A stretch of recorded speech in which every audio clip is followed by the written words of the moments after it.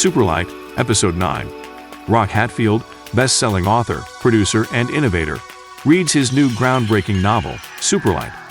The author blends myths and ideas from the Ancient Astronaut Theory and the Hebrew Bible to tell a story that will open the mind to new possibilities and distant worlds, all under the creation of the One. This is SUPERLIGHT.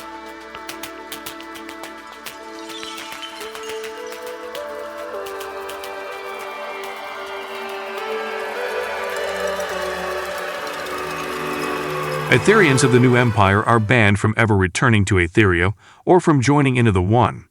The border net is a solid wall to non-authorized Aetherians impenetrable. The Elo Ahim passes through the net without a hitch. The blade has now come to a full stop. The shuttle carrying Excelsior Andriel is docking with the blade. Once the shuttle is cleared of occupants, it will return to the Elo Ahim autonomously. Excelsior Andriel has made his way back to the bridge of the blade and is admiring the border net through the giant viewer screens. I haven't been out here for many cycles, beautiful to look at. Send some technicals out to one of those nodes to have a look at it. I am sure it is manifest, but there must be a way to defeat it. I want to tear a hole in it, big enough to drive the blade through it, Andriel says. There is only one express elevator that drops down to the 17th floor. The operator must enter a series of codes as the elevator descends.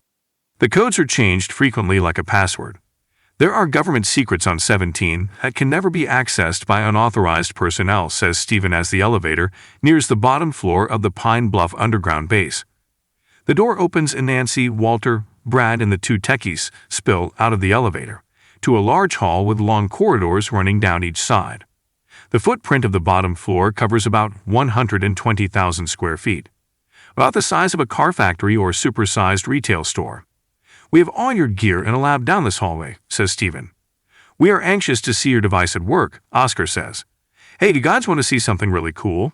Stephen asks. All three nod in unison. Great. Follow me, Stephen says. The group walks down a hall and enters a lab. Lots of tables, computers, not much to see really. Up on one table is a group of long plastic tubes, 12 inches in diameter, maybe 4 or 5 feet long. You can see mirrors at the end. Wow. This looks interesting, Walter says. You are looking at the real reason we went into Iraq. Saddam had this built from instructions found on ancient Sumerian clay tablets. They called it the Looking Glass. Our CIA guys heard about it and had photos and diagrams of it smuggled out of Iraq. We recreated it out at Area 51, Groom Lake actually. When they saw that it worked, the powers that be, Stephen makes air quotes with his hands, decided to go in and get it. This is the real deal. The whole 9/11 scam was part of an elaborate plan to get this thing out of Iraq, plus other sundry items. Walter, Nancy, and Brad are just stunned. Stephen turns on a light source that bounces around from mirror to mirror and ends up at a large concave mirror, 15 inches in diameter. You can see faint moving images on the mirror's surface that look like old 8mm film. Grainy, it looks like rioting in the street, store shelves empty, a stark apocalyptic scene. Large crowds gather around the U.S. Capitol building and the Vatican. Stephen, where are these images coming from? Brad asks. From the future? Stephen responds. No, Brad says. Yes, from the future, Stephen says. Somehow, light being moved over all these mirrored surfaces breaks out a light that is streaming in from the future. Walter moves in closer. So are these images just random snippets, or are they organized in some manner? Walter questions. The best we can tell is that they are like listening to an old AM radio at night. Stations from far away can drown out stations that are close by. Just sort of a jumble of music coming in and fading out. It seems that the images are from different points in the future. One may be 5 years out and the next 50 years away, Stephen says. So, what is so important about it? Nancy asks. Think about it, Nancy, having advanced warning of coming events. Plus, many times we can see advanced technology. It's priceless, Oscar says as he reaches over and turns off the device. The one big drawback, however, is the witness of these events will change them. It's a very tight loop. We have been shooting video off the big mirror. When we compare previously shot video from images from the Looking Glass, they are different. Some in subtle ways and others in major ways. Simply observing the future changes it. So we only keep it on for brief periods until we understand this phenomenon better. Stephen concludes, Okay, let's get you guys settled into your lab. I am really looking forward to learning more about this SUPERLIGHT. Our world is amazing, isn't it? Stephen says. Washington, D.C. is spectacular at sundown. The lights from the monuments and government buildings make for a dramatic and exciting backdrop for the world leaders and dignitaries that visit here, as well as the everyday politicians that haunt the city. A group of high-powered cabinet secretaries and military bosses have sit down for an emergency meeting with the president. Gentlemen, greetings and thank you for coming up here to the White House on such short notice. I've been receiving phone calls and veiled threats from world leaders all day. Number one, what is all this fuss really all about? And secondly, what is going to be our stance in regards to this crazy technology, which I have heard very little about? Are we just going to take it from a private company and turn it over to all the governments of the world? The president asks out of breath. Mr. President, if I may, says Senator Abramson, who is seated on one of the two sofas just in front of the president's big resolute desk. I believe I was the first one to hear of this device. I heard from a doctor that works at the company, one of my constituents. He came to me frantic and told me many details about this device. He had the presence of mind to film an experiment he participated in, shot on his cell phone. I was so concerned about this horror show being in my district, I contacted the FBI director to look into, for I thought it was a national security risk at the highest degree. The FBI director sent in a team with a warrant to seize any and all evidence related to the SUPERLIGHT project. Brad Hilliard, the company's CEO, was one step ahead of us, and had already moved all key components of the device and associated files and plans. We have no leads at the moment as to where he and members of his staff are hiding out. I would like to offer whatever assistance I can, being that this thing was created in my district. I would like to help if I can. Thank you, Senator. We can use all the help we can get. I want to thank you all again for coming up, and I would like to suggest that each of you consult with your respective departments and get me a letter that lays out your thoughts on how to proceed with this situation. Please get me something by the end of tomorrow. I will then be better informed on my decisions on how to deal with this issue. Thank you. All the attendants stand and stream out of the Oval Office. Abramson hangs back. Mr. President, I had a deep black officer from the Space Force speak to my oversight committee, and she let it be known that she knew about Hilliard before any of this became public. I have no way of getting to her, but I thought you should know. She may have information regarding Hilliard. Very interesting, Senator. I will try looking under some rugs, but as you know, I have little authorization over deep black project sites or the people that run them. Please stay in contact, Senator.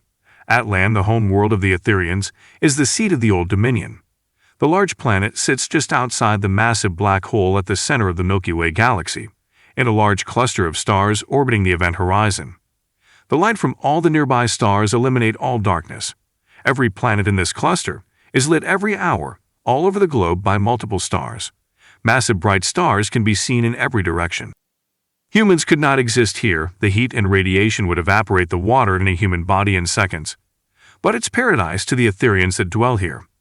An indescribable garden, hundreds of millions of vast mansion homes with complex landscaping. There are over 100 planets inhabited by the Etherians in this sector, one more beautiful and amazing as the next. Atlan is home to the One. The One walks these gardens from time to time and abides in a mountain compound known as Shaloahim. Ambassador Lucien Tell is an Ark ancestor. He was with the One long before the Matterverse was spoken into existence. There are a small number of Ark ancestors, as many as 100 are known to live. The Acacia, the ancient Hall of Records, holds records telling the story of the One and the Ark ancestors alone on Atlan. The Ark ancestors wanted a family and asked the One to enrich them with sons. The One said he would extract a small spark of himself and release it as a son for each Ark ancestor. Many years later, the Ark ancestors developed the ability to petition the One for new sons and daughters. The sons and daughters of the Ark ancestors are slightly less powerful than the Ark ancestors. Over billions of years, the eternal Etherians have multiplied into trillions of beings and lower beings. The lower beings take the form of many exotic creatures that inhabit thousands of planets scattered across the Etherians' Old Dominion. Atlan is standing by to receive us, Ambassador, announces the commander on duty.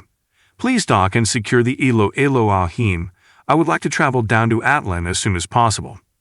Brad, Nancy, and Walter have finished setting up the SUPERLIGHT in the big lab that Stephen and Oscar gave them. Brad, you need to see the footage I shot of you while you were sleeping in the van. The interview I did with your driver Zia, Nancy says. What? You interviewed my driver? Brad says, surprised.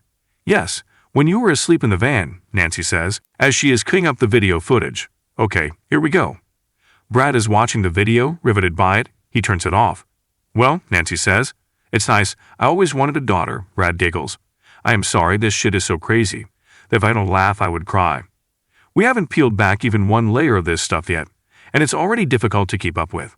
When I came out here with Archer on his private plane, Captain Carpenter introduced me to her little great alien friends. We flew aboard a small silver disc-shaped craft to their home base that sits out around the rings of Saturn." Nancy looks right at Brad. "Stop, Brad, do you expect us to believe all that crazy talk?" Brad pauses. "Don't you remember at lunch?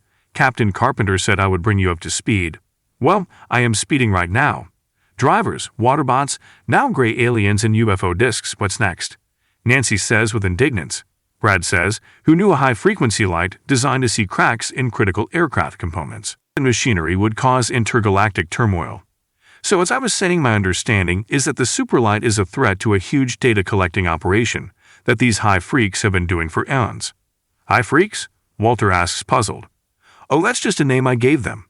They are the beings that inhabit the realm that we see with the superlight. They function at a super high frequency of light. Their world is as real as ours, just operating at a higher frequency. Without the advent of the superlight, we would never know that they are all around us, and strewn all across the universe," Brad continues. "The high freaks drive avatars or waterbots, as Zia calls us, without our knowledge, so they can collect hundreds of telemetry points during the lifetime of the avatar. It seems that the traveler is just a spacesuit, be it an advanced one for the high freaks," Brad concludes. "So the superlight reveals this relationship to the travelers, and that is what they are concerned about." Look for the print version of Superlight where you buy books. Superlight is part of the Atlanteum Network, a collection of books, videos, and podcasts. You can find all things Atlanteum on Amazon, Lulu, YouTube, Twitter, and Facebook.